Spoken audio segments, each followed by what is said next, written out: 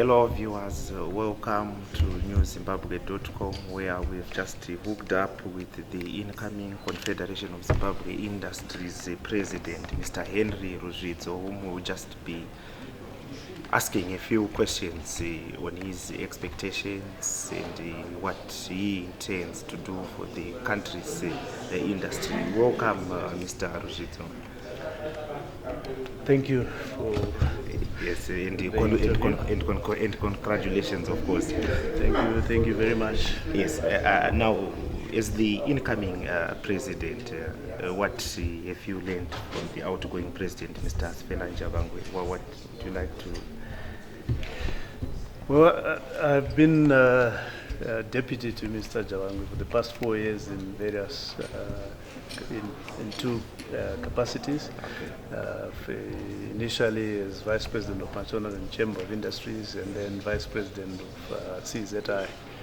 I think what I've learned from him is first and foremost perhaps the energy that he has put into solving the country's problems. He's always made himself available to discuss and to try and come up with solutions that are facing, first of all, industry in Zimbabwe, and then also the country as a whole. Now, maybe for our viewers who have not met you, who really is Henry Ruzvidzo? Just a brief background. Well, Henry Ruzvidzo trained as a chemical engineer a few years ago, and has worked in most of our industries, starting with the mining industry, then fertilizer manufacturing for quite a number of years, then the timber processing, and the building supplies manufacturing, and then lately furniture manufacturing. So I have a wide experience of Zimbabwe's industries, starting when our industries were functioning very well to the current situation where we're not doing so well.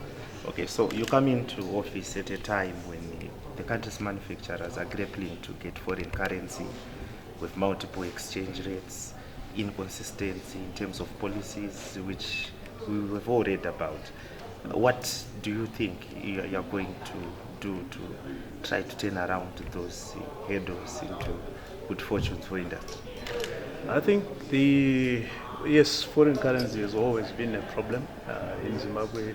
I remember from when I started working, applying for foreign currency was always one of the top priorities for companies. But alas, in the past few years, we've actually seen the generation of foreign currency in the country almost doubling to what it was even when the industries were functioning properly. So the way I see it is probably more a management problem as opposed to an absolute shortage of foreign currency. Would you be a bit specific on the aspects of the management part of the forex? Well, I think what we hear is by October last year, I think before the current changes that have happened, I think we were bringing in upwards of $6 billion into the economy, much bigger than comparable economies in Southern Africa, with the exception, of course, of South Africa. And yet we have crippling problems of foreign currency in the country. So I would imagine it's how we utilize the foreign currency that is more of a problem. Perhaps we are importing too much into the country. We should be making more of the products in our own country so that we can preserve the foreign currency that comes in. Perhaps we need to discuss more as business, as government, and all the other parties that are involved in foreign currency, the generators and the users of foreign currency, to come up with ways that are more sustainable on how to utilize this resource, which is so critical for the development of the country. But a lot of solutions have been proffered. I think even your predecessor, Mr. Jabangwe, has tried his best also to proffer a number of solutions which are proving not to work. How then do you intend to tackle this? I think there are a number of challenges with, yes, solutions can be proffered, but quite often the implementation, the devil appears to be in the detail. There are nuances that then come with implementation that either causes policy reversal or creates opportunities for arbitrage, which then don't really solve the problem. With my background in engineering, hopefully, what I would try and have is maybe a more systematic approach to implementing policy that considers the impacts and the what if scenarios, and then we deploy when we are certain these are the things that are likely to happen. That will then prevent reversals sometimes of good policies. So throughout this just ended the Confederation of Zimbabwe Retailers 62nd annual general meeting, one word which I kept hearing recurring is the issue of confidence. Confidence. It seems the people no longer have confidence in their institutions. Even the deputy governor admitted that partly they are to blame for that. Now, how do you intend then to go about it in an environment where there is no confidence? I think we cannot give up. Okay. We need to build the confidence. We need to put it center stage and come up with ways that we can begin to have everybody, coming together. And sometimes it starts with the vision that we have as a country, the vision that we have as the Confederation of Zimbabwe Industries ourselves, so that everybody is aligned to that vision. When we are misaligned, this is what creates a situation where people then don't have confidence that we are going in the right direction. Okay. Then on our political front, don't you think there's something that needs to be worked on as well in order to cement these issues of confidence? True.